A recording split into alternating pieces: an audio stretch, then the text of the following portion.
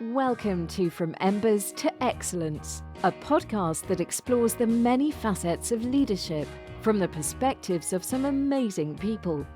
We discuss the triumphs and failures that have shaped our lives and our leadership philosophies. It isn't whether we fail that defines us, but when we do fail, how do we respond? Leaders dust off the ashes and use their failures as fuel to work harder and as lessons to come back wiser and stronger, more resilient, more determined, and more committed to excellence. And now, here is your host, Dave Hollenbach. You might recognize today's guest as Michael Yetter. He was my guest for the very first episode of this podcast. He is a really good friend of mine. He's a captain with Miami-Dade Fire Rescue. He's been with Miami-Dade for the past 22 years. He's also a veteran of the United States Army and Army National Guard. He began his career with Miami-Dade back in 1998. He worked his way up through the ranks, becoming a very well-respected fire officer and paramedic. He's served in some of the busiest stations within Dade County. He's also served in leadership positions on Miami-Dade's USAR team, Task Force 1, which is a state and federal asset. He currently serves as the officer in charge for recruit training. He's helped me grow as a leader. He has definitely dedicated his time and efforts towards developing a lot of Miami-Dade's people and people just in the fire service that he's come in contact with. We're going to do something a little bit different today. This is kind of a little free-flowing conversation, and I'm just going to kind of see where it goes. One thing that I did want to talk about, I'm thinking that you may be familiar with it, but it's the Johari window. Are you familiar with that? I don't think that I am. Johari window.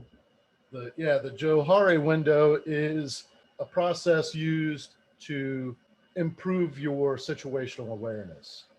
So there's 4 windows in the Johari window.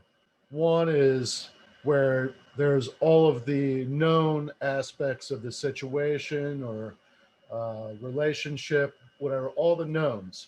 Right. And then there's the unknowns. You don't know what you don't know. Then there's the things about yourself that you're blind to, but everybody else around you can see clearly. You know, maybe your faults or your strengths, stuff that you just don't grasp fully yourself, and they refer to it as a blind spot. And then so that's 3 aspects of it. Well, I'll read what they've got here. It's the first pane in the window is referred to as open or arena. This quadrant represents the actions, behaviors, and information that are known to the individual and those around them. Then there's the second quadrant is referred to as the blind spot. Information in this area is particularly useful in 360-degree reviews for personal and professional development. Actions and behaviors in the blind area are known to others, but the individual is not aware of them. And it can be positive or negative. It could be hidden strengths or areas for improvement. And then there's the hidden. The third pane is referred to as hidden or facade. This information is known to the individual, but not known to anyone else. This may consist of private information, feelings, ambitions, dreams, opinions that they withhold from the group out of fear of negative reaction. And then there's the unknown. The last window is just known as the unknown. It's information, skills, behaviors, etc., that are unknown to the individual and to others.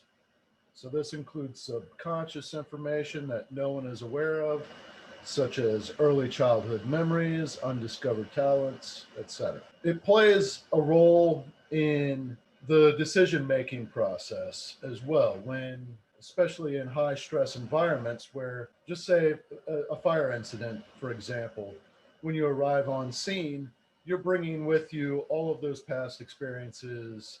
If you're the first arriving officer on scene, you're going to establish command, and you're going to base your actions and the direction that you give to your crew, you're going to base that on your past experiences and the knowledge that you have from training and previous calls that are Right. similar in nature. And then you'll direct your crew, you'll communicate to them what you want them to accomplish. And as they implement those directives, you're looking for a change in conditions, whether it's good or bad. And once you recognize the change in conditions, then you update your situational awareness and adjust the directions that you give, and Right. it just continues. It's that cycle, that decision making cycle. Right. I it, I'm either having a really strong case of deja vu right now, because of the way that you're explaining it, or it's because I'm trying to think of which book, if it was leadership lessons by Dr. Kimberly Allen, or if it was Left of Bang, which was that's a book about situational awareness, or maybe if it was somewhere else, or like I said, deja vu. The term I wouldn't have guessed it on a multiple choice test, but conceptually the way that that the thought process behind our decision making or whatnot, and how we get to that at least that conclusion, and then the based on that the what we anticipate to happen as a result, because I guess we're preloaded with that information, and that's what's going to lead us to make those decisions. So and it's operates in the subconscious. So why do you go left versus right? When you don't have any other information, it's in the immediate with. Right. So what was the name of it again? The Johari window. Ari window. Yeah. So I'll what you call it? I'm preparing perfect timing because I'm preparing to teach some of our newest lieutenants. I'll be doing leadership with them for the department's officer development program. So that's a key thing that goes in, that would be able to share with them as far as that decision making. It's like, well, sometimes if you ask somebody, why did you make that decision, and they don't really consciously know, and they say, I don't know, they may not be lying. Even though if there is a subconscious reasoning, but they're just not aware of it yet. I could think of, those countless examples of showing up on a scene and just being, it's the atypical one, and choosing to go a certain route, or make a certain sequence of decisions. In the moment, I'm just operating on autopilot. And then, retrospect, because as soon as the call finishes, I'm playing rewind in my head, and I'm critiquing every aspect of at least my performance. Did I get it right? Did I suck? Was there anything that could have been improved, or anything? I wish I had that back. And it's a guilty pleasure because I actively try to seek feedback, and usually I'll get, oh yeah, you did a good job, and I'm like, no, I'm not content with a good job. I mean, it's the fire goes out and the person goes to the hospital. That's going to happen regardless. All the fires go out. The fire service has an impeccable fire record. We're undefeated. That doesn't mean that we did things as efficiently as possible. If that person got to the hospital in an hour when they could have been there in 20 minutes, that that to me that's significant. So what could I, did I do it right, or is there a thing that I could have improved upon? Usually, no matter what basically, I'm just looking for validation of the things that I already have going on quietly in my head. And occasionally I'll get the, oh no, you didn't do this. And I'm like, man, that one slipped right by me. Of course, that goes with, separate subject as far as having that close inner circle of people that you trust and they trust you, and having that dialogue to where that you're going to get that honest feedback. And that's the only way we're going to grow anyways, because we'll, rarely make the same mistake twice. We're still going to make it the first time, unfortunately, for some stuff. I don't know if you've had an opportunity to look at the materials that I have available on hollenbachleadership.com. I'm going to pull it up because you were mentioning that you had, what was it, the Company Officers Academy? Officer Development Program. Officer Development Program. I have on there the Hollenbach Leadership's 360-degree peer evaluation. Mm-hmm. It's free. I developed it off of the Big 12, which, back in 2004, United States Army Training and Doctrine Command assigned this study to the U.S. Army War College. And what they did was they took advantage of the recent experiences within 4 Army divisions that had just returned home from like 12 to 15 months of service over in Iraq during Operation Iraqi Freedom. They interviewed 77 officers, and they had identified 29 important behaviors that they used in this evaluation, right? Those 29 leadership behaviors, when they went through with all these behaviors with the 77 officers, what they identified was the top 12 behaviors that all of these officers said, leaders with these behaviors, I'm more likely to follow them and have respect for them over the other ones, right? So then based on that, they called that the Big 12. Then the top 8 selected as most differentiating between good and poor leaders are the Campbell leadership descriptors that were most relevant to the Army officers involved. So what I did was I set up this well, it's a peer evaluation. The person being evaluated writes their name on the top of the page, and everybody on the crew has the same page. They write their name at the top. Then everybody trades them, right? Even the officer on the crew is evaluated by the crew. It's meant to be a tool for personal growth. It's not meant to make somebody feel bad about themselves, and it's anonymous. So the crew members don't write their name in the columns where they're actually scoring. Well, it's not that anonymous. You got a 1 in 3 or 1 in 4 chance. No, but I know what you mean, because there's certain things that, especially if it's a needs of improvement, and not in a below satisfactory, but just, hey, maybe you should work on this skill, or things that could be maybe done differently. When you're being rated on, I lost my train of thought. I blame the COVID. Sorry about that. I know the app that I have going on in the back of my head. There's actually 2 or 3 right now. One of them is the Big 12. Absolutely remember that, because that was a part of the leadership initiative class that I taught at our expo. We'd spoke about it. You made me aware of it, and that was part of the presentation, because there was, as a matter of fact, both of our names were on that. And the intro to it was that this class was developed by yourself. By yourself and I, as a means to initiate leadership in the fire service. I still have that that PowerPoint, because actually when I got done presenting it to the E staff to get the stamp of approval, the training division chief at the time approached me and was like, "Is there any way that I can get that information from you?" And I was like, "I'll give you the PowerPoint," and it has the notes written in the bottom, so you know where it's coming from. That was another reason why I wanted both of our names on it, because it was a result of both of our conversations and feedback, and feeding off each other, for however many years it was that we've been trying to get this off the ground. When you mentioned that was like, man, that's a good memory right there, because that was the foundation for what's the, this that you're doing, and that what I'm still trying to do, with the officer development program. It's nice to see that it's come full circle in that sense, So that peer evaluation, whenever I was teaching the Lieutenant's Academy or the Captain's Academy or the Battalion Chief's Academy, Yeah. I would use that. And typically it's like a 2-week academy. Yeah. You give it in the beginning, and then you give it in the end, so that you can kind of see a growth, or just the fact that you might not know the other people in that group. Through that training, you get to know one another and you communicate more. Yeah.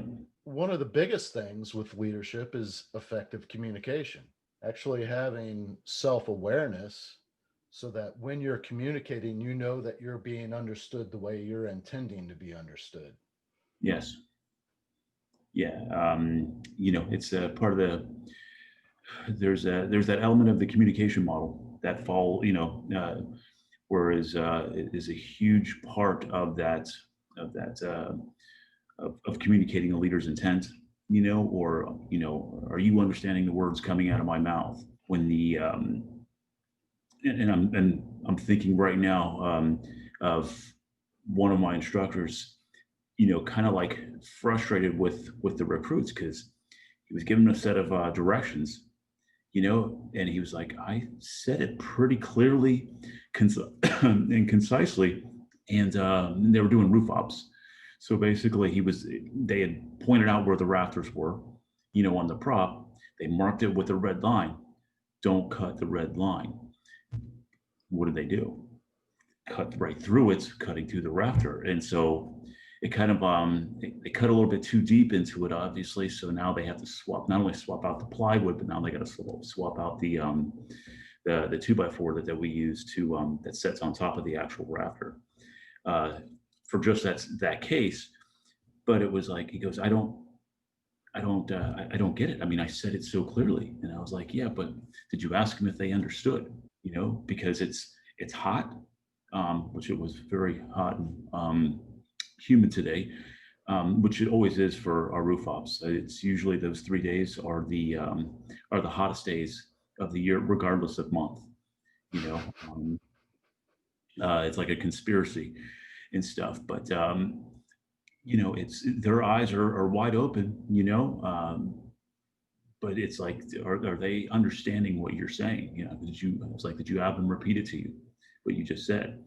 And he's like, no. I'm like, it seems like it's simple and it's common sense, but it may not be, because we take for granted that we know what's going on in our head, and he did, if he said it the way that he told me, yes, he did say it clear and concisely, but I'm also not in the sun with my gear on, under duress, if you will, so where all I probably heard was, the teacher from, Peanuts cartoons, wah, wah, wah, wah, wah, wah, wah, and they're like, okay, and cut right through it.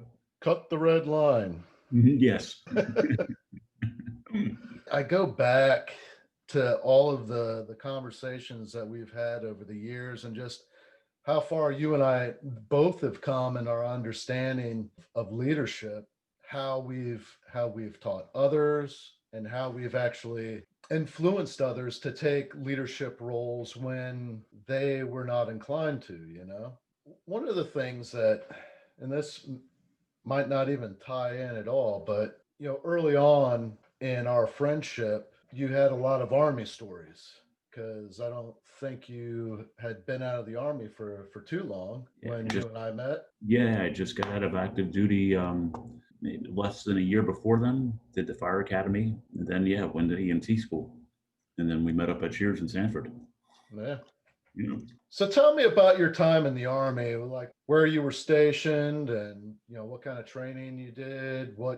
What's your most memorable part of your service in the army? See, there was the what I like to call the $1 million experience I wouldn't pay a dime for, which was the 14 months that I was stationed in Korea, Camp Hovey, South Korea, as a member of the, initially it was the 1st Battalion, 5th Infantry, mechanized, and then they ended up reflagging.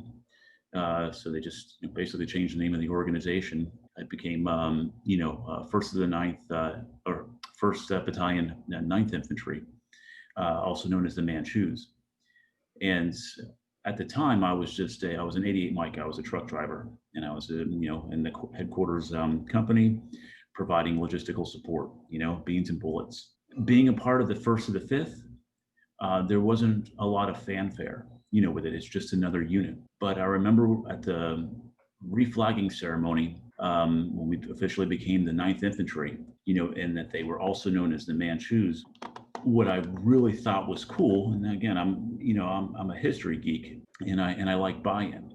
So, anybody could be assigned to the 1st, to the 9th Infantry Regiment, but you're not a Manchu until you do the forced road march. For us, and as a part of that, I guess, initiation, we had to do it was supposed to be a 25-mile road march. I think somebody kind of doglegged a little bit and added some. So it was 27 miles. But it wasn't in a straight line. It's not, Korea is 97% mountains. It was just all up and down. And then, I always have to say it, my family laughs because it's like back in my day, but it was 27 miles up and down, mountains, including the fourth highest point in South Korea, which is it's a radio tower, or it's a mountain, KC 39er, KC 49er, where they have a radio tower for the communications and stuff. And the only thing that sucks more than walking up that hill is walking down, because there's a bunch of gravel and you lose your footing and bust your ass and stuff. What was really cool about that experience was a couple of things. I was actually, my platoon leader was like, "Hey, you don't have to do this. This is an infantry thing." Like, really just kind of like giving me an out, because since I was his driver, he was going to do the road march, but he wanted somebody to drive the Humvee to pick up any stragglers or just equipment and stuff like that. So since the Humvee has my name on it, he's like, "You can drive the Humvee." I was like, and then I'm thinking in my mind, the guys in my platoon, which we were very tight. The support platoon and the scout platoon, our barracks were right next to each other. And we were tight, and it was like, that was the first time in my life that I really experienced true brotherhood. That you never saw one person go by themselves anywhere. It was where one went, the whole gaggle, went with them. So if we would get weekend passes and go down to Seoul, it was all of us, upwards of 20 to 30 guys that we all got in country within a couple months of each other. Instant gel was like, lightning in a bottle. If I could remember, most of the times I'd say it was pretty good, but it was always a good thing. We all always had each other's back. My thing was, if my guys are doing it, there's no way that I'm not doing it. Some people were like, why would you want to, walk this thing? It's going to be all day, whatever. I was like, well, it seemed like a good idea at the time. I just wanted to be part of that experience, because I already could anticipate what it was going to be at the end. There's something to be said when, we embrace the suck. It may suck going through it, but that bond that you have afterwards is priceless. I ended up getting somebody else who had no desire, had no, cares in the world. They didn't care about getting a belt buckle at the end, because that was the 9th Infantry Regiment belt buckles, one of the few that are actually authorized to wear with your battle dress uniform. That was another, cool thing, and it's, simple things, but it's not the trivial item in itself. It's the meaning behind it. To the point where when we finished the Manchu March, I was a road guard for it, so I was in front the entire time. As we came towards the end of it, my partner and I, we had to block traffic, so the whole, both columns and the element can go past us. So now we've led this thing for 26.9 miles, and now all of these guys are walking past us. And I was like, there's no way, so I look at him and we're like, and he's like, "Hey, we started in front, we finish in front." So we freaking, and I don't know, I guess it's great to be, 19, 20 years old and not knowing any better and being indifferent to pain. We did a modified sprint, because we're in full battle gear, all the way to the front of the column so we could finish in front. Maybe a healthy pride, until I realized that I think I, strained my groin in the process. Still worth it though.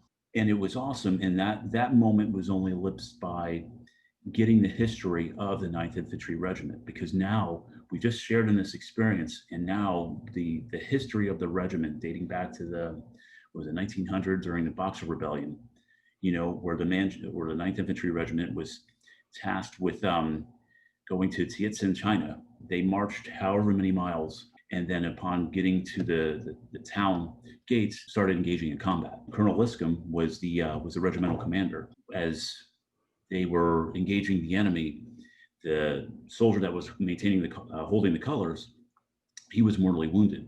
Colonel Liscombe had grabbed those colors and told his men, keep up the fire, as they charged forward, and then he was mortally wounded. So the regiment's motto is keep up the fire. Years later, I'm thinking, wow, 9th Infantry Regiment. I was at Station 9 for almost 6 years of my career, and then the motto is keep up the fire. I work for the fire department, like trying to find all these associations. But the thing, no, is what having that history, being aware of that history, it helped instill pride in the organization. And it was different because we were the same guys as we were in the first or the fifth. But being a part of the 9th Infantry Regiment kind of gave us a little bit of edge. Being down in the town of Tokari, or Tongashan, and you'd hear somewhere in the distance, who you with?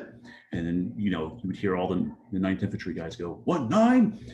And then it was just like, I get the goosebumps still thinking about it. It was awesome. And I always draw that parallel to the Marines. We're, almost a month away from their birthday, on November 10th. And it's like, why do I know that? I'm an Army guy. I make fun of Marines every single chance that I get. And, but I know, when it's their birthday, and I wish every Marine that I know a happy birthday on that day. Why is that? Because they're so proud of their history. They identify, with it. So even if I'm, taking jabs at them, it's all in love and it's all out of respect. Those were memorable moments that I took with me to wherever I'm at, I try to make sure that guys have an identity with the association that they're part of, whether if it is, whatever history I could find out from the unit that we're at, like what year did it go in service? Where did it, like Station 9, to me was used to run out of a hospital called Shady Oaks, back in 1949. To me, that's cool. It's relevant. Maybe not everybody gets it, but at least if they have a connection with the history, maybe it helps with the buy-in of things. Hey, we got a tradition to uphold, and if it's a new station, then we know what we have a new tradition to start. In the finest traditions of the fire service. I mean, it was so much so like that was such a rewarding experience that I actually contemplated re-enlisting and reclassing to go infantry, even though I was set to start the fire academy as soon as I got out. Ended up, coming to my senses in the sense that I didn't want to forsake what I wanted most right now for what I wanted. I didn't want to forsake what I wanted right now for what I wanted most, and that was to be a fireman. So, that led me to get out, but the audible that I called was I joined the National Guard and I reclassed to go infantry. So I went to infantry school and stuff. And that was another memorable experience because one, it counters everything. Usually guys they go the other way. They go from, walking everywhere to driving.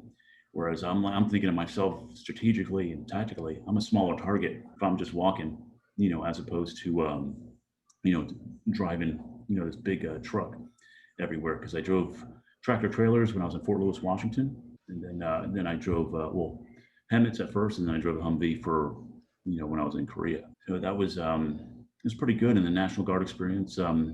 Great leadership when I first got there, and then when I left, right around the time I got court-martialed, I realized that there was poor leadership, in at Bay, and basically, I had a platoon leader that was more concerned about numbers and guys showing up to drill, and it was very black and white, and and he was more concerned about that than what the needs of his soldiers were. I'd already moved back down to Miami, working for the fire department, but I still stayed in that unit in Orlando, even though there was one that was 5 minutes from my house. But the guys that I served with in Orlando, they were awesome. I mean, we really built a brotherhood that was built, one weekend a month and 2 weeks out of the year.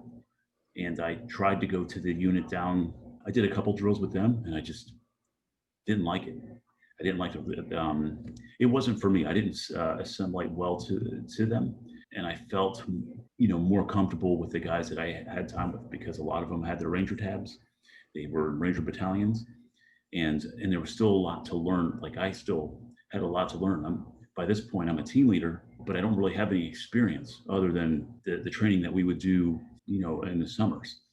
So it was like, I just, there was an association with it. But when I got court-martials, because I couldn't make it, I literally didn't have enough money to drive up to Orlando and get back, because I had to change all 4 tires of my Ford Explorer. I communicated that early, and I ended up, and basically got, you'll be here or else. And I was like, I literally can't, I don't have the money to do it. Didn't show up that Sunday when I knew that they were going to get back, from their training. Uh, I called up, I spoke with my first sergeant. He goes, I'll take care of it. He goes, I'll talk to the old man. And, I was thinking, okay, we're good. The next month that I show up, I see my name on a bulletin board. There's a thing that says the following soldiers were going to be, court-martialed in accordance with Article 31. And there you go. And I was like, how'd that happen? I was like, but I communicated, and it was like, well, his response was, you weren't here, and it made it really easy for me to dislike him, because he wasn't competent in his job to begin with. And it's not me just being angry and talking back. No, we would do, different trainings, sessions, and it's like he would do stuff like he thought he was in a movie, completely unrealistic. I ended up getting out, um, in May of 2001. I did my 8-year obligation, and total, and we were good. And then I think they were deployed to Iraq in January of 2003, and he wasn't with them because he was removed from that command. So it was kind of like a validation, like everybody else kind of saw what I saw. And we would talk about it as a soldiers. We had no confidence in it. Those experiences would probably be the most forefront of my mind as I recall it. But overall, great experience, and learning humility, as a leader, because being tasked as a team leader, I'm in charge of 3 guys, and we do the training things. They're going to listen to me, and I'm constantly looking, my left and right, thinking, okay, we have to do, but if we're being, pinned down by, suppressive enemy fire, there's movements that you could take and stuff, but there's sometimes where it's not like it was going to be laid out when we drew it out. So what do you guys got? And just try to, instead of be just blindly thinking, going off of what I think I should do, just having that quick little reset. This is what I'm thinking. Maybe somebody is, hopefully, maybe they see something that I don't. And that's the biggest thing, because if we're going to flex somebody, we want to make sure that we're one, that we don't get lit up by our own guys, but the other part is maybe we're missing somebody that's on the outward flank. So if we don't take our flank wide enough, we'd just be doing a head-on assault, and then we would end up losing our pretend lives with the laser tag system that we were using. Have you had an opportunity to listen to any of the episodes other than your own? I really didn't find the need to, because I thought with mine that after listening to that and just witnessing, the excellence and awesomeness, there was really no need to watch any of the other ones. See, Dave, the way that I see it is I'm the greatest there's ever been, and my awesomeness is only exceeded by my humility.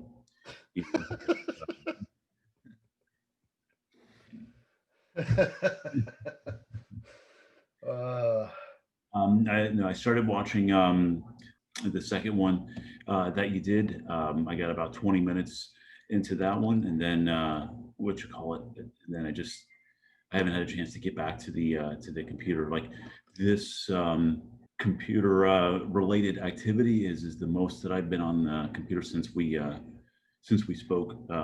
Just been a couple of weeks ago. Trying to be more involved with the hands-on with the instructors and stuff, and not really providing the hands-on, but just witnessing what it is that they what they do, because I've been confined in the office trying to build up the administrative component to our program. And what I mean by that is that when I took over the recruit training program, I basically got I got a calendar, that said this is how you put together a recruit class. So there was no context to anything other than where the subjects lined up, and then the approximate amount of days that you would need per subject. And that was for our SOP class. A month later, we were starting a minimum standards class, and I got a calendar from another agency on how to put that together. So that was another $1 million experience I wouldn't pay a dime for, in the sense that I wouldn't want anybody to ever have to go through that, because the amount of stress that was involved in trying to figure this stuff out on the fly, or at least lean on some of the instructors that have been there for a while to try to get some type of context of how I'm supposed to put together a recruit training program, 14 weeks for the SOPs, and then for the minimum standards class and the SOPs, it's about, 9 months. There's a bunch of coordination that has to take place. And I had nothing.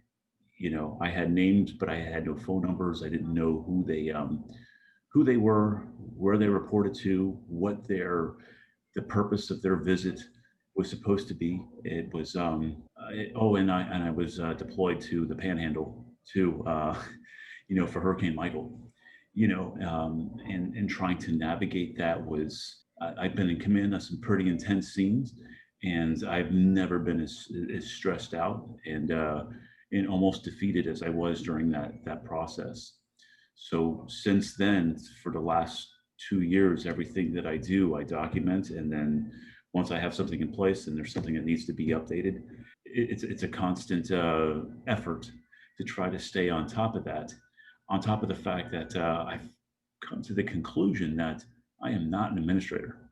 You know, I am doing exactly the type of stuff that I swore that I never wanted to do, because I just like to be on the truck, hang out with the guys, act like an adolescent, and break stuff. Whenever I get the opportunity. And this role is that having to be responsible for a program. I mean, the cool part is being responsible for empowering the recruits, or being responsible for those who are responsible with empowering our recruits with the KSAs, or knowledge, skills, abilities, for them to be, hold on a second, an asset to the department and not a liability. And that's always been my mindset. Our responsibility is to train them, but our obligation is to our brothers and sisters out in the field. With that conscious effort is again, I'm the water boy at the end of the day. My instructors, whom I have the utmost trust in, they're all studs because they're all recruited to be an instructor. It's my job to support them, and they tell me they need something, I'm going to go out and get it. That has consumed me for a while, and then now I'm at the point to where everything's pretty good. Any changes, that's just a click of a mouse, a couple of types. But then for the most part, I just try to go out and be outside, and wherever I could, lend a hand out on the drill grounds, even if it's just, in the command function when they do evolutions, I'll do that. So that means that instructor can be with their squad. This is the most fun that I'm having in the last 2 years, 2+ years, maybe. It's all a blur at this point. Plus I had COVID, so, memory's foggy. How did you acquire the coronavirus? I don't know for sure. My oldest son, he had tested positive, but never had any symptoms. So you got to come up with a better story than that, man. Like, you were volunteering with the sick COVID babies. Yeah, I don't know how I contracted it. There's a couple guys that I work with at the COVID testing sites that ended up getting it, and we were all around the same time frame, where that's plausible. I know what didn't help my case, and what I think put me in the hospital, considering I have no pre-existing conditions, is just the fact that I was in the middle of teaching an LFTI class on March 19th. At lunch, we got the, hey, you're going to have to wrap this up. Make sure you finish your, meet your objectives, but you need to go. They're taking over the auditorium where I was holding the class, and they're going to open up a call center for the Dade County residents. And then for me, I was tasked as a logistics section chief for the fire command, and then I was also the OEM branch, because we were going to be starting up a distribution for all the medical supplies, not only for the hospitals and nursing homes. Well, I guess that was pretty much it, but all in addition to all the different county departments. So whether it was the homeless trust, transit, and whatnot. As the OEM branch, I actually reported to myself as a logistics section chief. At some point, there was talk that I would get moved up to the state and as a part of the incident management team, because I just did was in that role for Hurricane Dorian. So I was posted up at the Orange County Convention Center for about 2 weeks and stuff, handling logistics part for all the teams that were, coming into the state or were staged at different regions, either Miami, Orlando, and then Jacksonville. From then till July was all a blur, but I was probably working 80 to 100 hours a week, 7 days, a week. I would say it was over 100 hours a week for the first month or so. And then I kind of tapered off at the around 80 hours a week, and I would occasionally take a day off. And I think I was so run down, just running on fumes, really, that I became susceptible to, not just getting sick, but getting real sick. Being in a typical, guy and a typical firefighter, where, it's not that bad. In 3 days, not being able to really take a breath, my pulse ox was like between 88 and 89%. My wife's freaking out, and I'm like, I'm good, you know, uh, and I wasn't, but I was like, yeah, this will pass, in my mind, I'm thinking, for real? Like this is it, like I, I'll get better. And I wasn't getting better. And I think, I finally agreed to go to the hospital, just to put my wife at ease. And we got a flat tire about 4 blocks from the hospital. I don't know if I told you this. We got a flat tire about 4 blocks from the hospital. It's starting to rain over, when I tell you that I couldn't take a breath in. And every time I would try to take a deep breath, I would get a bronchospasm, so it would shut down. And I'm like, so I just try to take little guppy breaths and stuff. So, but the tire needed to be changed. My wife is like, let me go find somebody to help us change the tire. And I was like, no, I got this. And a painful process that it took me because, getting out of the car to get to the trunk, I had to stop, try to catch my breath, but do it just to where, again, because I couldn't take a deep breath to where, short breaths, okay, grab the tire, set it down, wait till I could do it. And thankfully it's not a pouring, monsoon rain. It's just a drizzle, but it's just enough to let me know that God has a sense of humor. I got so far as I was able to loosen up the lugs, and then I got jacked up the car. And at some point when I was jacking up the car, the jack wasn't working out right. And I was perplexed. So while I was taking my break to try to catch my breath, I'm like, it shouldn't be this hard. It's a simple jack, you just, type thing. And, but it's not working, push through it, take the tire off. And when I go to put the spare on, I can't, car's still too low. So I have to jack it up more. At this point, the jack must have coronavirus because it ain't operating. Or at some point, I realized that I was getting hypoxic because I literally could not operate that jack. So, again, being a guy and being a firefighter, fireman, I get my hands on my knees and trying to catch a deep breath, or catch my breath. The drizzle's, it's raining a little bit more. I'm like, all right, he does have a sense of humor. There's a guy he's walking, and behind me on in front of this Walgreens, he's like, pardon me, sir, do you need a hand? So I did what any good, natured red-blooded American would do. I looked at him dead in the eye, and I'm like, no, I'm good. And I waved him off and stuff, to which then I hear my wife screaming from across the parking lot, did you just tell him that you were good? Yeah, trying to catch my breath, from just that acknowledgement.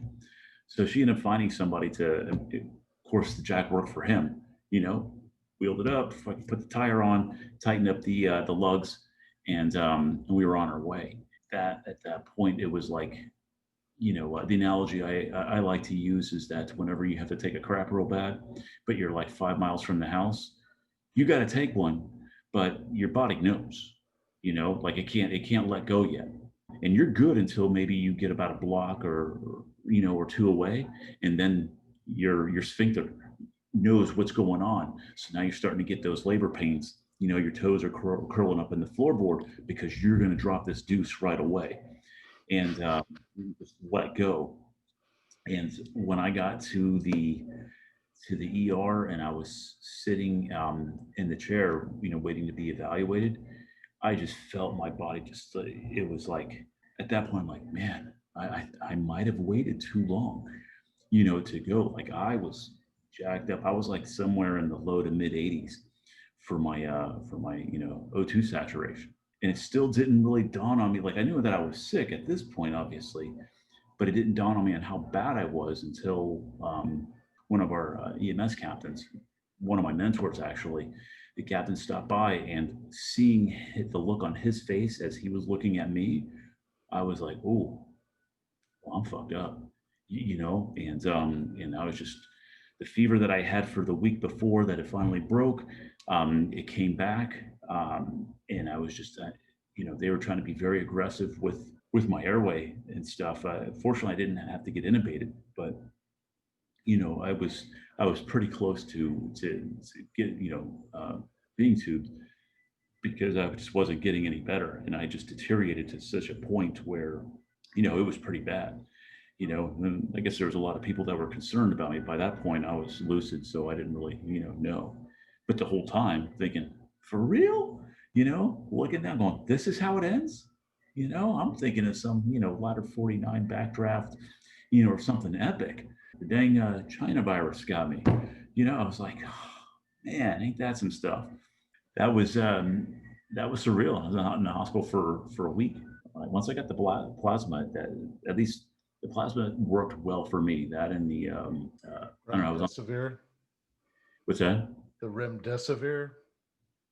Regron or whatever. I couldn't pronounce it even if I was if I had the full memory of it.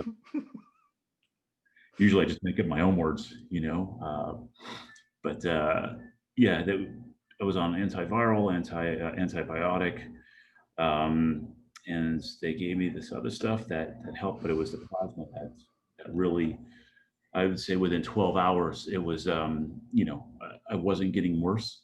And I was actually able to sit up in the hospital bed without, having like a bronchospasm or something.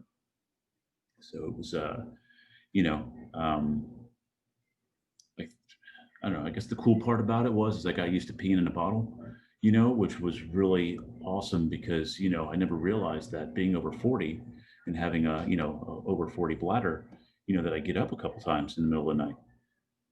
At this point, I couldn't get up to go to the bathroom because it would wipe me out completely. So, but they give you a little bottle of being, and I was like, man, this is epic. Do you have Martha bring you a bottle? Um, no, I mean, she wasn't allowed to see me. So it's, No, I'm talking about now that you've fallen in love no. with. Oh yeah, I've pissed twice since we've been talking. Yeah. You and I have shared quite a few stories. Most firefighters do share the good, the bad, and the ugly, and maybe add in some dark humor to help process the memories. I've been interviewing quite a few fire service people over the last couple of weeks, and some of them are retired chief officers or fire officers. It was interesting how open they were, because these guys were the salty, if you can't suck it up, you don't belong here kind of, Mhm. they're that is that was my introduction to coping with trauma in the fire service, was Mhm. when I asked some older guys about, like, how they process through some of this stuff. I got the, man, if you're already worrying about this stuff now, you've picked the wrong career, buddy. Mhm. You might want to think about working at Home Depot or something. Basically just shut up. I didn't talk about that stuff anymore. Like, no, man, I'm tough. I'm tougher than you. Yeah. 20 plus years of shoving that shit down. Mhm. I ended up with the death of my brother, the death of my mother, running call, like a lot of that stuff came back with a force. And I sought out assistance. There's some really good assistance out there these days. But, you and I have had this conversation before, and it's different for everybody. Some Mhm. people process the stuff really, really quite naturally. It's like maybe you just have the tools. I don't know if it's so much about the tools or it's so much about life experience. What turns out with with this topic and the lead in with my corona, or COVID experience was is that I deduced that the reason why I got so sick was because I had basically depleted myself or depleted my immune system prior to being exposed to the virus. So who knows if I was sleeping well every night, eating right, staying adequately hydrated, maybe I maybe I still get sick, but I don't get within a couple of inches of my life, of losing it. And I think the same could be said for mental health because I think our minds are just like our immune systems in the sense that some are, maybe a little bit more equipped than others to sustain a heavy, load, so to speak. But that doesn't mean that there isn't any one of us that isn't beyond being susceptible to reliving those traumas and suffering from depression or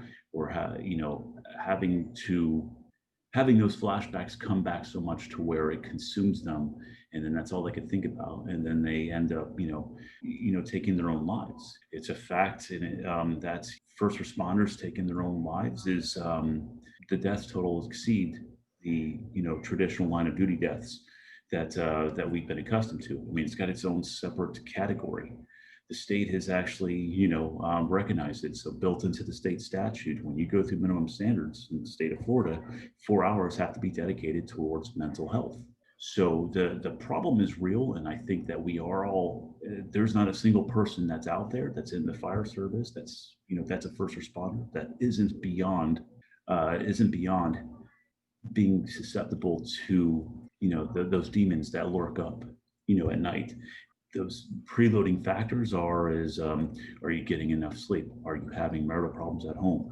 Did a love member, brother, mother, father, family member, did they lose their life? These are all things that they chip away at the armor, if you will. And I really think that there's all of those components, not one thing. It's just a bunch of things. When I had 2 years on the job, we had six in two, yeah, 2 years on the job, just over 2 years, and in two shifts, we had six patients die as a result of motorcycle accidents in three separate incidents. I mean, and it wasn't like pretty deaths either. It's motorcycles, so it was one of them. When we got back to the station, stomping my boots on the apparatus bay, try to get out the moisture because it was a pre-dawn call, and I see these specks. It was this 16-year-old's it was his brain matter that was coming off of my boots. In the moment, it was just like, oh, that's disgusting. That visual, that's never escaped me. Now, I don't relive it or anything like that other than when I'm telling the story, but imagine six fatalities that were pretty significant early on in my career, but I'm healthy up here. Still getting, I'm young, I'm getting enough sleep, I don't have any other issues or anything like that would be chinking at the armor. But it's, you have somebody that's, they're redlining as it is, and now you expose them or they have to experience something like that. Maybe that's the breaking point. It's definitely something that butching up and just deal with it is not it hasn't boded well for us so far, and we're seeing the evidence of that, because it's either that or become abusive in your relationships, abusing drugs or alcohol or something like that to find an outlet. So it's what the advice before, and it didn't know any better because chances are that's what they were told when they came on the job 20 or 30 years before that. And these were guys, if we go that far back, these are all wartime people, that experiences that were probably haunted by it, but nobody's ever going to admit that weakness. as it comes to the mental health awareness, the one issue that I have with it is there's a fine line between being aware and predisposing somebody. Because if you think about every conversation that you had with somebody in fire or EMT, paramedic school, the question inevitably comes up, how do you deal with all the stuff that you see, right? And these are from your instructors, or you overhear somebody asking somebody that's senior, and they almost always say the same thing. You kind of get used to it, unless it's a kid. And right there, we've just predisposed somebody to say that, you know what, anybody else's life is, it's not as much as it is a child's. And we've just planted the seed to where I don't have to feel anything, but if it's a kid, I should feel something, because if I don't, maybe there's something wrong with me. And I don't mean to imply that it's not tragic and that we shouldn't feel anything. I just think that it's our words matter, and we have to be very conscious of the unintended consequences of saying something like that. And for me, I don't value one life over the other. It's because I've heard the howls, and the screams from when the 90-year-old abuelo or abuela, the grandmother or grandfather, pass away from the family, because they were loved. And that pain is still there, whether it was expected or not. There's no differentiation between those howls and those screams between that person and I think the youngest, fatality I ever had was a 7-day old, that was the full arrest. We worked in the doorway of this house. Screams are still there. There's no differentiating. So I've really felt that I've been able to just put that to the side, but I also know what the tells are, like what my weaknesses are. I don't want to know the story, and I don't want to look them in the eyes. I could check pupils without looking at somebody in the eyes, because that's when it hurts. I could block out everything else. I always hated going back to the scene after like a significant trauma, and then finding out that this father was taking his kid home from the first day of football practice, and they were blindsided. They were T-boned by a motorcycle, popping a wheelie, at like 80 miles an hour and stuff. It was like I didn't want to know that. I just knew that I had a kid that had a Glasgow 3, and we had to trauma alert him and fly him to the trauma center, and then we went back to the scene to pick up the motorcycle driver, because the area units were busy, and like looking with a flashlight, looking for his arm, because it came off and stuff. I was all right with all of that. I wasn't all right with hearing the story about the dad and picking up, taking some, because I imagined that conversation, going on, and then bam. No, I would rather never have to deal with that again. I think that when you're task focused on whatever it is, if it's an entrapment, if it's pulling somebody out of a fire, if it's working an arrest or working a pulmonary edema, focus on the task. You treat the patient with respect. You're treating them, you're talking to them, but you're not engaging at an emotional level. Once that happens, like I have the utmost respect, especially now with the COVID, for nurses, because of they're not just with the patients for 15 minutes. They can be with them for days, and there's a connection that's built into it. And that, like, I know I'm not equipped for that. I would find another job. This with what we do, I feel comfortable with it, but I also know that a certain sequence of events away from being just susceptible to being like, I can't get past this. The moment that I found out my mother had passed away, I was on my way to a townhouse fire. I get a picture, and I get with the words underneath from my sister. I think mom's dead. And meanwhile, attention, a townhouse fire and stuff, and there's no time to process anything, and that was surreal, but that's the reality of the job. Like, there's some things that it's the cost of doing business when it comes time to work, but that processing, thankfully, I was in a good place considering, the passing of my mother, of course. Yeah, you mentioned the howls. Is one of the things that I mentioned in a previous Hmm. interview that has stayed with me Hmm. is that pain of the people that are left. Hmm. The pain that they're experiencing losing that loved one, whether it's their child, their brother, sister, parent, grandparent, when they experience that loss, that immediate primal reaction, Mm. it's an unmistakable sound. Yeah, absolutely. And it's I think it's one of the few just by like there is no other description other than how, because once you've heard it, you can't unhear it. And anybody that's ever, been exposed to it knows exactly what it sounds like, the way that it rings in your ears, and the way that it, makes the hairs on the back of your neck stand up, or the when you get the goosebumps as it's happening. That dark humor, is just like with your crew, and if you're working the arrest, you're working, you're like, I'm gonna tell them to shut up. I'm trying to concentrate here.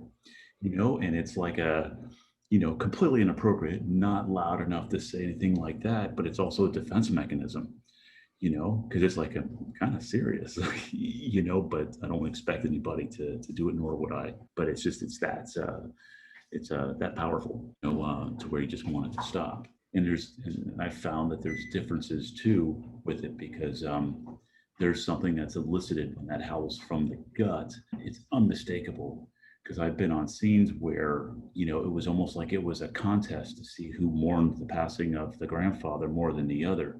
And you hear them screaming and stuff like that, and it's theatrics. And it's like that to me, I inside, I get angry, because it's like, thick as fuck right now, like, how dare you, type thing. But that just, keep it in, and, whatnots, because there's nobody else that could understand that, though, because if I said that to anybody else, outside of the fire service, or the profession that hasn't experienced it, they'd be like, well, who are you to judge how somebody feels something? And it's like, because when you hear for real, that it's either is or it isn't.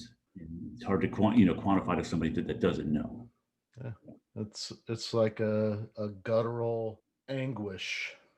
You being down there in Miami, you might be able to get the University of Miami Medical Center there to do, commission a study. They've gotten all kinds of grants for a ton of different studies. There was and like mostly for the cancer stuff. Like we had a, shit in a stick, and you get a t-shirt, type thing, because they're checking for colorectal, cancer. So, I took part in that.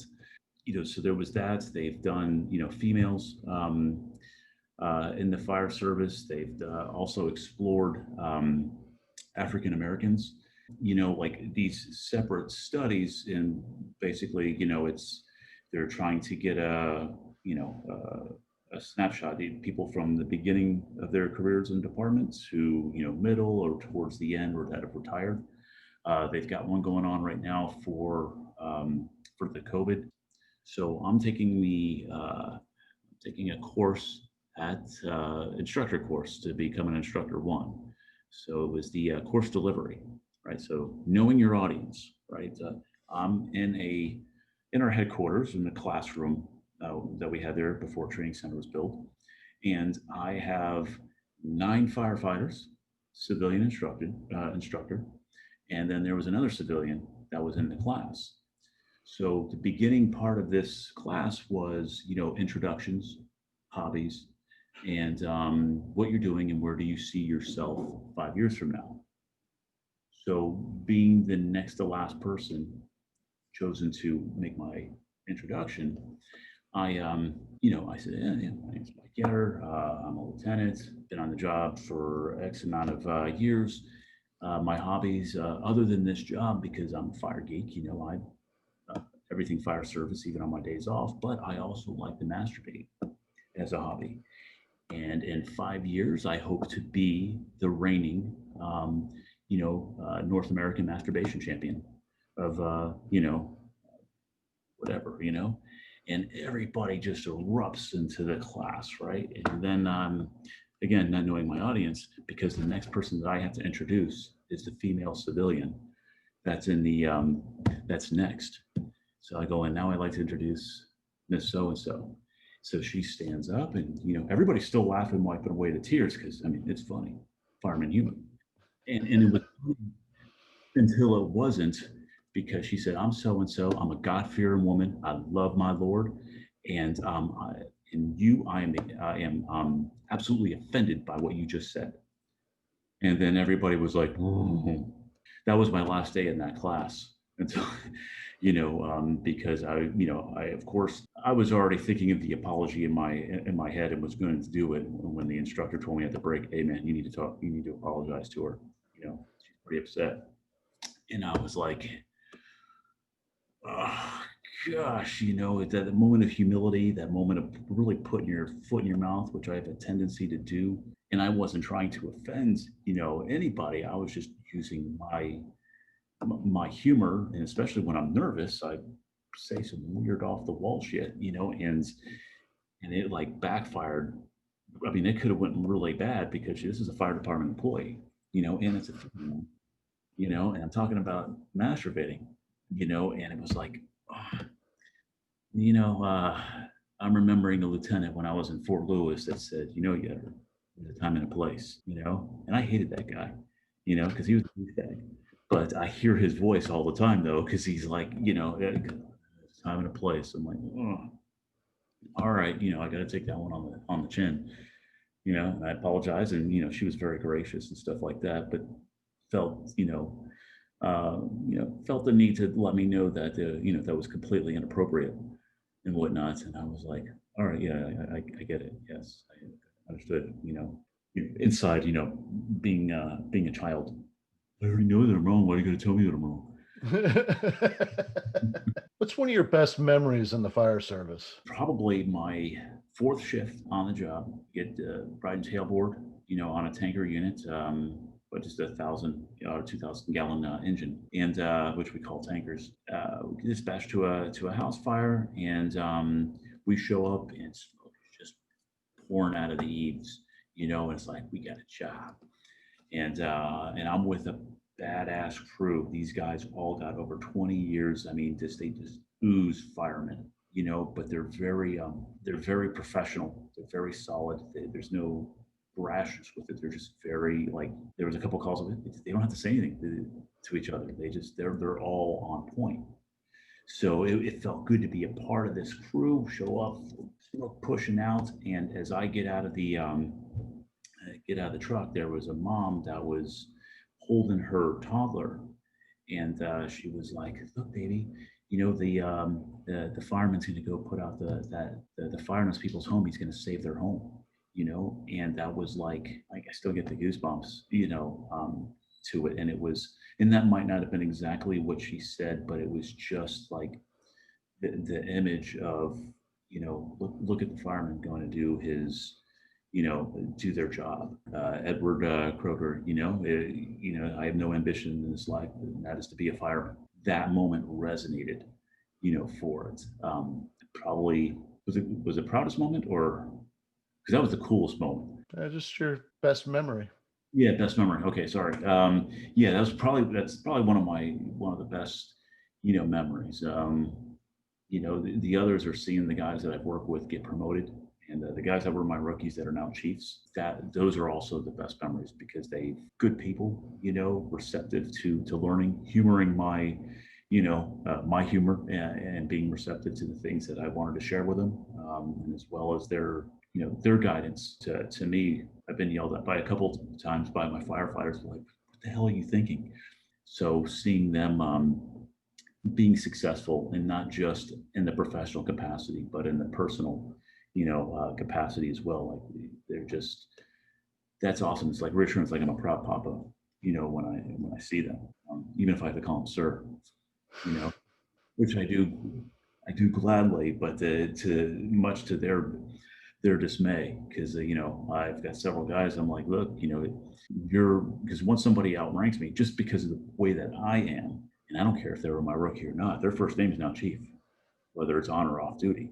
And that's more as a measure of respect, but it's also because I don't ever want there to be the lines that are blurred, in the sense that if they're going to have to hold me accountable, they're holding Captain Yetter accountable. They're not holding Mike Yetter accountable. And if they need to be the chief, I don't want our friendship to be an impediment to it. So I kind of like just put up that line. Still my friend. I'll still, hang out with them and stuff. It's just that I'm not going to call them by their first name. I'm going to be calling them by their title, and it's more so a reminder for myself. So I don't take advantage of that relationship where I don't say, well, I remember when you were a rookie, because to me that undermines their authority, especially when you do it in front of other people. But again, that's something that's personal for me. Guys that I work with, my first name is Mike. I don't expect or demand to be called captain unless the person that's junior is a douchebag. Then it's either sir or captain. But other than that, it's like, oh, Mike, man. So it says on my birth certificate. So there's that kind of like that dichotomy with that. I'd probably call you prickfoot bastard, but not to your face. You're my Is there anything that you wanted to talk about in particular? Gosh, it's I had a running mental list of things that I wanted to speak about since the last time we spoke, and then being tasked with teaching leadership and for the officer development program, to where like it would all kind of like tie in because it was just reinvigorating to get or to be re-engaged into consciously talking about into leadership, because it's a lot of the guys that I work with, they I think they recognize the leadership traits without me having to. I don't preach about the stuff, I just do, and then if they ask, then I tell them, but I don't say this is. For a while I think I was getting so consumed in reading everything about it that I wanted to share it, but I didn't realize that it wasn't coming across as me sharing it. It was me almost like pontificating, and that was not my intention at all. It was just that, hey, this is what I read, and this is the reason why somebody does this or whatnot. And a good leadership thing that you could do. In my mind, it's a part of the conversation to the crew, and they're being polite, going, "Oh yeah, oh, yeah." Meanwhile, they're like, "This guy's on it again. Do you ever talk?" you Right. know. It's kind of like somebody that does CrossFit. How do you know that somebody does CrossFit? Because they don't shut up about it. I was that guy because I was doing CrossFit for a while and it was a great program, but it was also getting annoying because I'm like, oh, what box do you go to? Oh, Yeah. Yeah, there's that joke, what are the rules for Fight Club? Never talk about Fight Club. yeah, But the rule for CrossFit is you always talk about CrossFit. yeah, exactly.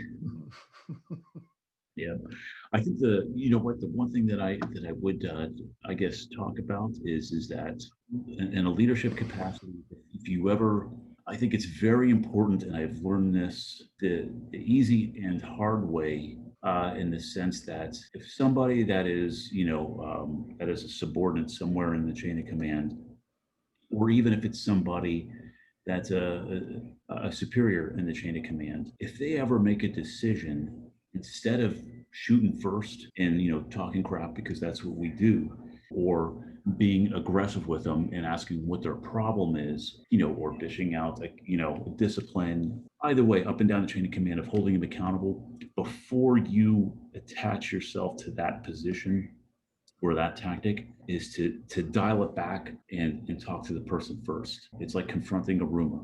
Hey, I heard this. Is it true or is it not? If it's true, can you explain to me what your rationale is? And I can't emphasize how important that is, because that all ties in with the communication. It ties in with respect and plenty of other positive attributes, because it was our fire chief cut me out from under my knees. I had two solid instructors, and because they didn't have enough time on our department to be considered an instructor, they were immediately removed in the middle of a class that's going on, where the bonds have been made with the recruits. These two were doing a stellar job with it. They weren't tasked with providing, they were never the lead on a particular subject. They were adjuncts. The only thing, that they were just in charge of a squad. Nobody bothered asking myself or my chain of command what their role was. It was just, oh, you got somebody that's only, one instructor I had, she had almost 3 years on our department. She had a total of 5.5 years in the fire service. Not a lot to qualify as an instructor, not in the state's eyes to be certified as an instructor one. She added something to the program and gelled with the other cadre immediately. The other instructor, the guy had over 10 years with another department, had 2 years with us. The guy was a battalion captain for another department. The guy was excellent, as well. But since he only had 2 years on our department, what qualifies this guy to being an instructor? And it's like, where does it say that we can't? It's because there's nothing in our policies and procedures that says that outlines what it takes for somebody to come over to the to be a recruit training instructor. As a matter of fact, the way that I run it is it's all recruitment. It's your reputation precedes you, and if you're known as a solid person, you're going to be sought after to come over. But the caveat to that is that the instructors are on a 40-hour work week. None of them put in less than 60 hours. Those 20 hours are on their own dime. They don't get compensated for it. They come in on the weekends and they provide extra instruction. And that takes a certain level of commitment and passion to the program to be able to pull it off and not just show up, but to be enthusiastic, to be passionate about it. Basically, somebody talked to the fire chief, asked a question, and he said, "Oh no, that can't happen," and so they were gone in the middle of a class when we were 4 or 5 weeks into a 14-week program. And now what am I supposed to do? Because it ain't like people are knocking down the doors to become an instructor, because one, first and foremost, a lot of their spouses are either working from home or they have kids and the schools hadn't opened up yet, so they're having to provide that, that homeschooling. The other part of it too is it's a grind. It used to be that it was, kind of hide out. You could study for a promotional exam. Now I tell people straight up, if you're here to get to study, this ain't the place for you. It's because we expect 110%, 100% of the time, and everybody gives it. And the future of our department depends on it. And that's not like like I'm standing on a pedestal trying to preach that. No, this is just, I'm deeply committed and passionate to leaving this place better than I found it. And I think that when you have the right instructors and you have the adequate resources to support it, we're going to produce, and we have been producing, a great product, comparatively speaking. So, from in the years, past, not that it was bad, but it's just that there's a measurable improvement. And just to be cut down, it's like, why would you do that? I mean, as every right to, it's the fire chief. What they say goes. But I think as a leader, it's definitely compromised my opinion, of them, in the sense that ain't right. You just, because you didn't undermine me, you undermined your assistant chief of operations who signed off on it. You undermined your training division chief, not to mention me. Like I'm cannon fodder at that point. But it just, what does that say about it? There was no discussion with it, other than a text message. What the fuck's up with this? Probably didn't go down like that, but that was the gist of it, as I understand it. I was encouraged to have a sit down with the, with the fire chief to get, his, to practice what I preach, to find out what the rationale was, or maybe if I'm even hearing the story right. But what I do know so far is that I had 2 solid instructors. Now I don't. And it was a result of him saying, that can't happen. Like the sequence of events, they line up. There's nothing I'm going to say that's going to change his mind. Now he's a good guy, our fire chief. So I don't want to make it seem like he's an asshole, even though that, to me, that was an asshole move. But it's just one of those things where, okay, I have to sit down with the fire chief and say, Chief, I'm very disappointed in you. How is that going to go? Well, is that the route that you'd want to take? It was actually, because, and I'm just playing devil's advocate here. If you had a subordinate come to you and you had made a decision to do something, and you made that decision based on just a piece of the information, not the whole, right? So you made a decision, made yourself look foolish, and nobody has clued you in to how foolish you look. Now you have a subordinate coming, wants you to undo what you've done. What would be the most effective way for them to get you to change what you've done, to reverse it? Or what's a surefire way to get you to say, you know what? You don't know what went into my decision-making process. Get out of my face. Mhm. Who are you to talk to me that way? That's my if we think through it, there has to be a productive way for you to go and speak to the fire chief and possibly get him to undo what he did. Today, as a matter of fact, this morning, I had that internal, dilemma, and I'm not like the course of that conversation wouldn't be to undo that decision because that decision's already been made. Those personnel are already back. I think it would, I was able to get two other people to come in that hopefully it'll minimize any disruption, to it.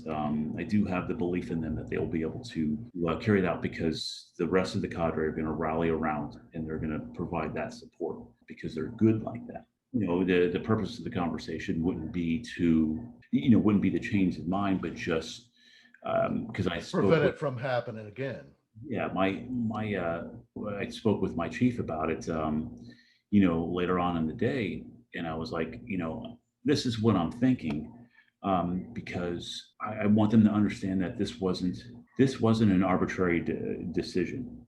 Every potential angle that he can come up with, we had already considered that, and this was the reason why we chose this course of action because at the end of the day, we had to add two instructors pretty much at the last minute because who would have thought, right, that in the middle of a global pandemic where we have to be concerned with wearing masks and social distancing, that the department would hire 40 recruits that have to occupy the same space and be on the training grounds at the same time.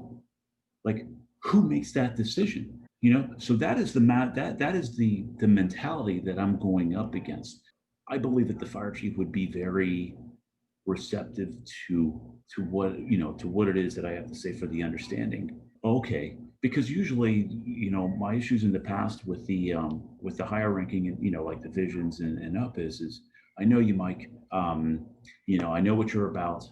But I just had to make whatever decision that it was, and I am definitely not infallible, and I don't think that I am, that every decision that I make is the most correct one. And I leave myself open for criticism, but at the same time, I also know that I've got a temper that I keep suppressed a lot, and the wrong comments at the wrong time, and I have no filter, and I have no fear of consequence. It doesn't matter who it is. I told one of our assistant chiefs that in a meeting related to this after everything had happened, I was like, I please, chief, if you could just, I know this is going to come across really bad and almost confrontational, but this is how I feel, and this is what I'm prepared to do is that please tell the fire chief and the deputy fire chief to not tell me that they appreciate everything that I and my instructors do because I'm going to lose my shit and I'm going to be deeply offended because clearly they don't know what we do, and I find it insulting that they would even say that when they make decisions that undermine our capacity to execute our mission. And it's like, and I'm getting like heated as I'm saying that. Now I'm being respectful, even though I'm using the same, language, but I'm not passionate about it. So it's like I said, I don't want to put myself in that position to where I disrespect the rank, let alone the person, but it's the rank. Like I have too much respect for the rank structure to just blatantly disregard it, and have a visceral response to something as opposed to remaining clinical, to where like these are the reasons why I disagree with it, with your decision, and these are the reasons why we made the decisions that we did make on our end. Because if I get like a snide comment, now it's emotional. Now I'm gonna throw in that I'm gonna throw in that one zinger that'll be my undoing. Fortunately, I pay union dues, so I'm not really that scared. And I'm 3 years from the drop. To me, it would be worth the fight, but it's not worth putting myself in a position to do it because I'm too afraid of my temper. That's something that I've realized in the last few years about myself. Why I don't pursue certain things because I know that I'm a millisecond away from just snapping, especially when it affects my people. Very protective of it, of them, and and especially if it's disrespectful, to them or to myself. I haven't mastered that yet. That's still one of my Achilles is that temper. But you're absolutely right as far as what are the alternatives. Absolutely. Interesting. Yeah, it's but ultimately it's, as a leader, I think it's incumbent upon us, if you have somebody that says something that whose behavior is uncharacteristic for who they are, instead of just trying to snap them out and enact discipline, hit the pause button. Wait a minute. Let's dial it back. Just like the what turning the tables around, in this case, what you were saying, why did you make this decision? What was the thought process behind it? The same could be applied, in any capacity. It's all part, again, communication and respect. It's funny, and you've traveled probably more. Well, I know you've traveled more than I have with, with the fire service, and interacted with quite a few other department personnel. Personnel from other departments, and it's industry wide in the fire service. Mhm. There seems to be that same complaint that I wonder if it's consistent throughout the fire service's history, that contempt from the people out there on the trucks fighting fire, putting their bodies in harm's way, and they're like, we lack leadership. The people upstairs, they don't get it. They're failing as leaders. And it's not every department, but it's consistent enough that you kind of wonder what's going on. I think that for us, battalion chiefs, they have three bugles, right, and they're mostly grounded. When you get to division chief, you have the fourth bugle, then it goes up. And I still joke around with the guys. I don't know what it is about that fourth bugle, but it turns into a crown, And now His Majesty, is so, I can't remember the term with it, but they're so far removed from us common folk that we couldn't possibly understand what goes on at their level, and they almost have this monarch rule that how dare you question the king, for any of the decisions they make. And it's like they don't realize that they're not communicating. And well, I'm too busy, because I'm dealing with all this other stuff. If you're too busy to communicate your leader's intent, then you're either a poor time management, or you just suck. Chances are you probably sucked as a follower, right? Because that was one of the lines too that we had from that initial, leadership initiative thing was that the key to good, to good leadership is being a good followership. The flip side to that is that if we were to look at the department through their lens, at least for my department, the divisions, the lens that they see is that they don't see the attaboys as often as they see the complaints, or they hear about the issues between this firefighter and this firefighter or this officer, type thing. They only see negative stuff. So if they're constantly, the only thing that they hear is negative stuff, then they're going to have a negative impression of the whole. Unless they know the individual to where they could vouch for them, they'd be like, man, that doesn't seem right. Or maybe they get a pass or something like that because of that personal relationship, or they know who that person is. If you're anonymous, forget it. Which the key to getting anything done, the key to anything on, the first thing is relationships, right? So it's because I was always like, man, if I have this initiative, how do I push it forward? Well, do I have a leadership? Is it going to cost any money? And is it going to involve any more work for the person that's approving that decision? If I don't have that relationship, I'm not getting into the door. The division, and as they go up, they're, I get they're inundated with different scopes that maybe is beyond what we see the rank and file. But I had no idea. The rank and file have no idea what their day is because they don't communicate it. To me, when I was in the military, we had a battalion commander that nobody ever wanted to see the old man in their AO, or their area of operations. But he was judicious enough with his time and respected the troops enough to where he would stop by. Hey men, how are you guys doing? Just wanted to give you a little bit of information of some stuff that's been going on. And then he would give us information of whether it was intelligence of stuff going on. At that time, there was a bunch of North Koreans, snuck into the country. There was a firefight with some police officers and stuff, and there was some other incident. So everybody was kind of like on edge. North Koreans said they were going to no longer abide by the armistice. So there was a lot of information that needed to be communicated. And 5 minutes. It was 10 if anybody actually took him up on the offer of saying, "Hey, you guys, any questions?" Bitches, grabs, complaints. And the thing, Noah, is that nobody wants to hear somebody whining and stuff. But if you're at that level, you need to be able to streamline or be able to differentiate between, okay, this guy's just whining about the chow. But if you have enough soldiers talking about, not having cold weather boots, you're not going to know about that unless you talk to the troops. That's the importance of it. So as a division chief, if you're responsible for a division of personnel stopping by, nobody really wants to see you. And if you say, hey, just invite me for breakfast or for dinner, nobody's really going to do. You got to force the issue. You have to invest the time. You might even have to do it outside your working hours. And it's like, and to me, that into itself speaks volumes.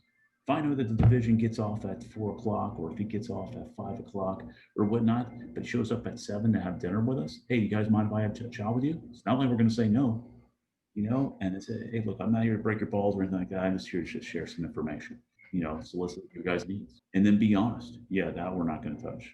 This, what? That's a good point. That to me, that is the difference. That is a leader as opposed to somebody who's just in charge of a bunch of people. I don't remember why I got on that tangent. I do think that that's important. No, that tangent was directly related to my comment about what seems to be a void. There's a leadership vacuum in much of the fire service across the country. Yeah. Yep. And it's I think we're at a point right now where if we were just to look at, in Florida and in my department in particular, I got hired in 98, 2003, I got promoted to lieutenant.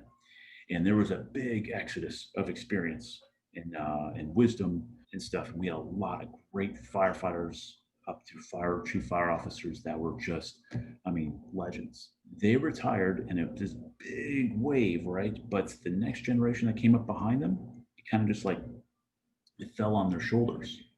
Now, the numbers weren't as many, but it was enough to where, the shoulders were broad of these individuals. Get into 2007 to 2010, we have a lot of people left early. Then you just had that next wave of big retirements. And these were the shoulders that were sustaining the load.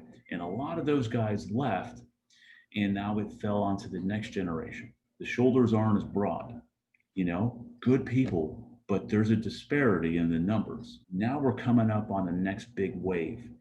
Like I'm worried because of that vacuum. We don't have the experience that we did as far as the firefighting. So that's a life safety issue. What we have is a generation of parrots that they're just repeating the things that were told to them by these guys that were outgoing because they didn't know any better. But now, like with the UL studies and all the things that we're learning through the as a result of the fire behavior and whatnot, those are game changers, right? It's huge that we start really, celebrating the science of, hey, if this is the way that we've been doing things, but now there's science behind it. Let's make sure that we own it, because there's that aspect, and then there's the overall leadership of running the fire department in this new era, where we need to work out. We need to really exercise our leadership muscle to broaden those shoulders, because the next wave, I could leave in 3 years, and there's a bunch of people that are with me between 2025 and 2030. That was around the period where we hired over 1,000 people in a 5-year time frame. Imagine if 1,000 people being that turnover rate. If who's going to guide them at that point, and the people that get promoted, who's going to guide them and who's going to be able to say, hey, you know what you're feeling right now? You know, this BS right now with the fire chiefs, they're not communicating stuff. You're going to be a fire chief one day, or you're going to be a chief fire officer or division. Remember what bothers you now, because it's going to bother guys later on, but you're going to be in a capacity to change it. Don't forget where you came from. It's definitely, agreed that there is a leadership vacuum systemically, and hopefully through programs like this, where the word gets out and we hear from different individuals and their experiences and the way that they would address it, maybe resolve it, or at least advertise.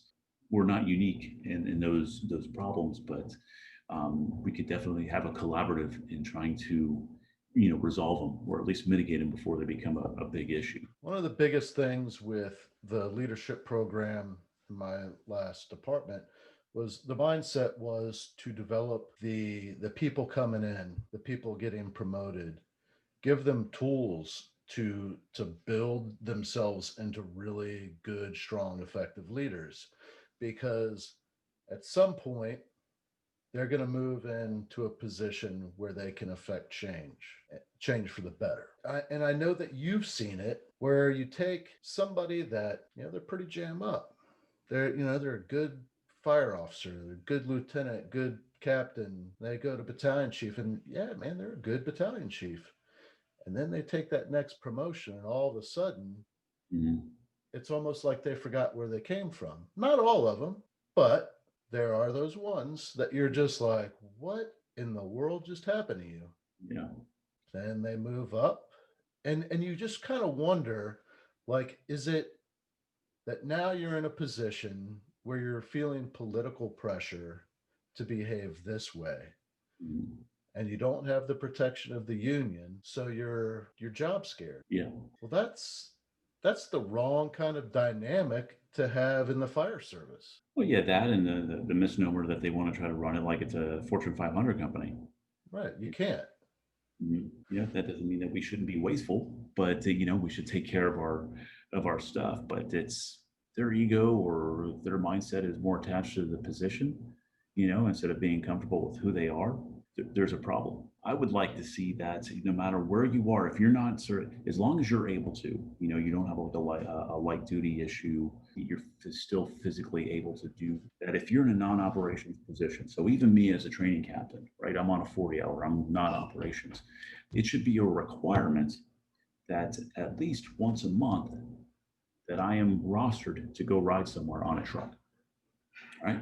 I don't want to cut in anybody's overtime, anything like that. I don't want to be that guy, but at the same time, that helps keep my identity with the few, to the operations guys.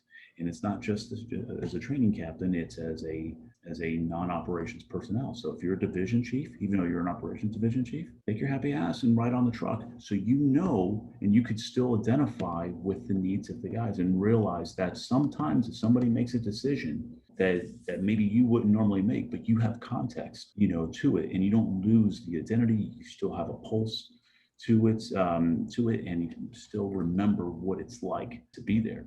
Like guys in my department, Washington, oh, I can get that for overtime. No, I can't, because I have too many hours to where that's how we work, and my hours of the deployments don't allow me to get called. But I would readily and happily do it because that's where I'm my happiest. I'm on the truck with the other individuals on there, and we just have a blast. But it's a big thing is that that's real. That is the boots on the ground. That's the one that's making the name and preserving the name of our department, not the division who is pushing administrative stuff or dealing with commissioners. And yeah, there's a political aspect to it. I understand that. I don't envy it. I wouldn't want that job. They did, so they got to contend with it. I had a thought that some of the things that I thought of when I was a lieutenant was that we're operations, and this is my mindset as a Mhm. lieutenant. We're operations. We're the ones running the calls. We're the ones putting our bodies in harm's way. We're the ones not getting sleep. We're the ones that are, experiencing the trauma that goes with the calls we're running. And then you get some stupid administrative task sent down in your email. Here, you need to do this. And it's like, well, wait a second. man, this is like a logistics thing. Aren't you logistics? And isn't logistics a support role? At what point does support tell operations what to do? And that was one of my biggest issues is like the administrative side of the fire department forgets their role Mhm. and starts to view the people on the front lines as not the asset that they are, but a Mhm. liability. Like we're paying them how much to sleep at the station? We're Mhm. paying them how much? How much vacation do they get? Like, we're supposed to be good stewards of the taxpayers' money. Mhm. They're not putting themselves in the position of there's a reason that there is this much vacation. There is a reason that they're getting paid this much. Because if you don't, they're not going to be there. Yeah. They're Mhm. not going to survive a 25-year career. It's just not going to happen. I mean, like there's a difference. There is a difference between a metropolitan fire department where every station is running, 15 to 30 calls in a 24-hour period and a volunteer fire station that might get a call a month.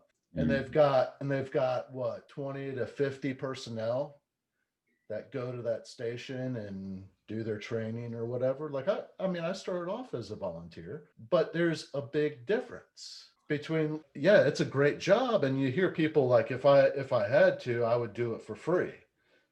Well, would you put yourself through this for free? I doubt it. Yeah.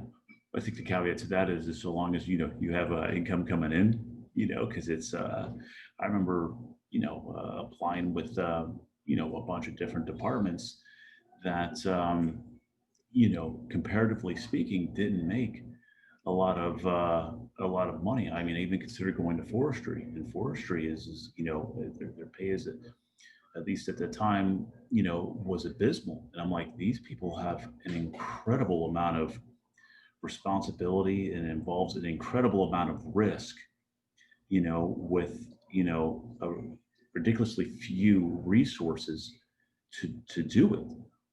And, and it's like, I still would have done it because I'm a true believer and stuff.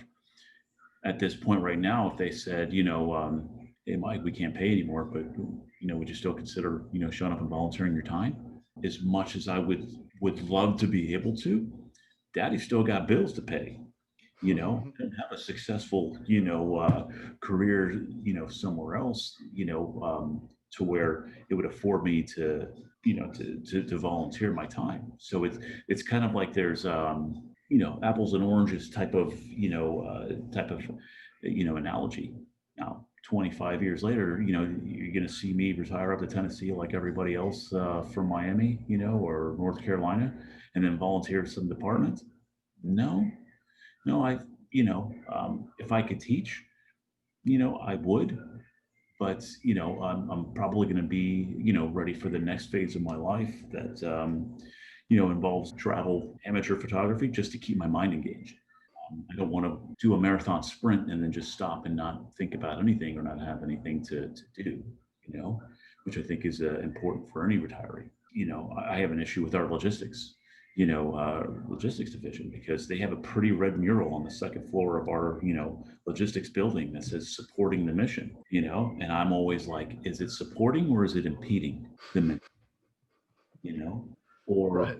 supporting the mission? I don't see the asterisk on there that says, well, except for whatever it is that you need, Right. you know, um, that really chaps my ass. So ultimately, though, it's like I'm fully aware of any of my criticisms that I have towards a certain thing. I realize that maybe there's an angle that I don't know, but I blame the department and I blame those individuals for not encouraging, not making it a part of some level of orientation. Definitely as a part of your officer orientation is that you should sit with every single division that there is within your department. Sit with the dispatchers and see what they have to contend with. I was fortunate for my officer development. I sat with the 911 call taker, and then I also sat with the fire dispatchers. Completely different perspective. Like, oh my, like that. It's like that's the next level. We also used to have it where the dispatchers would ride with us so they could see our perspective. What a concept. But I think that interacting with the civilian personnel too, because I think that uniformed personnel have a tendency to treat the civilians with disdain. To me, that's unacceptable because we're all on the same team. Whether or not you have a badge or not, we have civilians that work in our department that I would take them 6 days to Sunday over a uniform guy, because they're, a recliner commando. It's like, you got this job. You swore that you would do anything. You'd give up your left nut to do this job. And the moment you get here, you just want to wear out the seat part of the recliner and the handle. Are you kidding me? What does your gear look like? What do your tools look like? Do they have that same level of wear? I doubt it. They probably still have a coated of rust on it. No, you have civilians on the job that are deeply committed, get paid a fraction of what the firefighters do, and then have to deal with crap from these same, people. And to me, that's unacceptable, and it's also disrespectful. But we don't understand where they're coming from, and a lot of times the requests that we have or the demands we have of them, they don't understand. Overall, definitely. Have you ever experienced that kind of sensation where, the administrative side of the department tends to look at operations as more of a liability, a financial liability? Yeah. They almost feel like on my email signature that I have on for my accounting email, right? There's a quote by Jim Mattis that says, "A call from the field is an interruption of the daily routine. It is the reason for the daily routine." And that was in Call Sign Chaos. And I love that quote so much, it immediately went on there. And I'm very deliberate with it because it's a reminder to, when I send the emails to the other staff or the administrative components, that I'm hoping that they see it. And it's a reminder for the guys that are in operations that, yeah, if they call me, like, my office phone goes directly to my cell 24/7. Now, I don't get a call at 3 o'clock in the morning for anything, but I'll get a call Saturday at 10 o'clock at night, somebody asking me if they could use one of the towers or one of the training pods. And if I'm conscious and I answer it, I'm going to facilitate that request, because why would I want to discourage that initiative? I don't give a fuck what time it is. That's my job, and it's not about, whether or not I'm getting, paid for it. No, you know what I mean? That's not what it's about, because it's about broadening those shoulders for what's going on, afterwards. But yeah, I've dealt with that disdain, and I've had the conversation with somebody where I just kind of like, because anybody could have a bad day, and all my tendency is to give somebody the benefit of the doubt. But when it's a recurrent thing, I will tell them, like I used to tell the charge nurses at the ER when they would be, upset that we were bringing them another patient, and they're swamped or and stuff like that. It's like, I've got no choice. They said they wanted to go to this hospital. It's the closest facility. Guess where they're going? They're going right here. But when I would get the lip from them, from the charge nurses, or when I would get the lip from the civilian staff, I would just be like, you can quit. You're not forced to be here. Excuse me? Yeah. You have options. You do not have to, subject yourself to this, whatever it is that I'm putting you through right now. Because I just asked for a t-shirt that was in my stipend, and you're breaking my balls on it. Clearly you're not happy, and you're not getting the job satisfaction that you thought you were going to get. You can quit. I'm letting you know you could transfer. You have options. But what I don't, what is not an option is continuing to give me an attitude for you to do your job. Oh, well, no. And then you get the backtracking, and then, no, me, and it's kind of like a check. Very rarely has it gone beyond that, unfortunately, because I don't know if I mentioned, I have a temper, so I don't want to, I don't want to lose my, my cool on that, because again, to the extent of my temper, it's, it's very visceral, and not violent, but just, there's going to be a whole bunch of, expletives. That's not who I want to be. That's not who I am, but it's there. So I'm aware of it. So I'd rather not go through that, or subject anybody to it. But usually that's just like enough. Oh, I'm sorry. That may be an issue with them. They'll still treat the next person like crap, but at least they're not going to do it with me, Thank you very much for agreeing to come on again. I think we covered a lot of good topics. Give people that aren't in the fire service a good perspective as kind of what drives our ambition to develop strong leadership in the people that are coming after us. And like I said, man, I always enjoy talking with you, and this was no exception. I really appreciate it, man. No, likewise. It's been great, and it's been it's a good refreshment, and it's the recollection of the conversations that we've had, the learning points, because there's so much. It's a perishable skill like anything else. So it's great, And God knows like how much you've lost because of the COVID. Yeah.